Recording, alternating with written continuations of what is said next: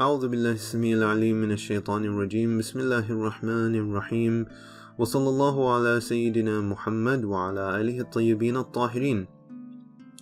So this is a question that I think comes up every now and again, which is that will all non-Muslims go to hell?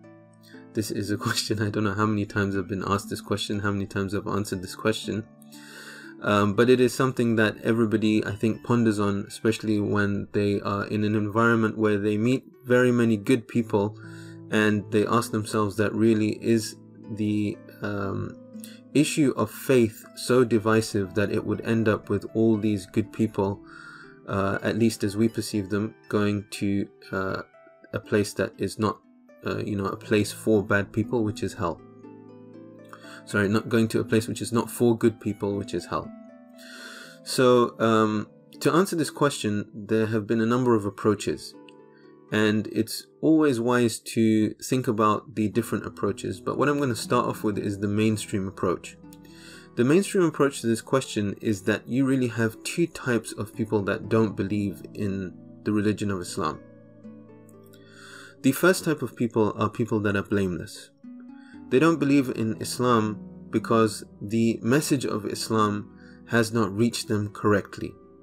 And they have made an effort to get there.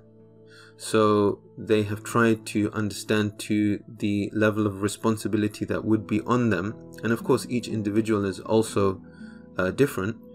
A person that perhaps already has an appreciation for religion, perhaps you would expect a little bit more research on their behalf.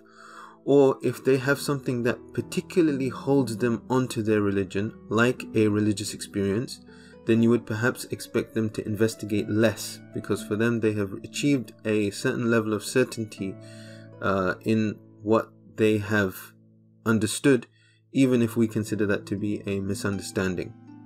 So they are blameless from that perspective. They basically have tried to the extent that would be expected or could be expected from them, or Allah subhanahu wa ta'ala expects from them, and they still haven't come to the truth.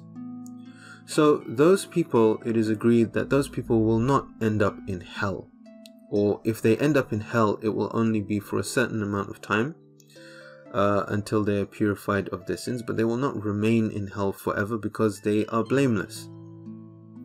And then the second type of person who doesn't believe in Islam is somebody who has understood the truth of Islam, but at the same time then disbelieves in Islam. And of course, this person is in a completely different category. A person that disbelieves in Islam despite knowing the truth has basically taken that responsibility that has been given to them by Allah subhanahu wa ta'ala to follow the truth, and has completely ignored it. And of course, this is something that would make them deserving of hell, even if we don't necessarily pass judgment on people until Allah subhanahu wa ta'ala himself does so. Because there are many things about human beings that we don't know, about individuals that we don't know. The kind of group in the middle of these two groups is the group that could have done more. So they're not blameless like the first group, and they are not fully to blame as the second group, but they should have done more. And in this case again, most of the traditional responses are that they would be included then with the second group, with the people that disbelieved on purpose, because they should have done more. And of course, these are theological kind of debates, and there are people on different aspects of the spectrum. But the short answer to the question of whether all unbelievers will end up in hell is no. They will not all end up in hell.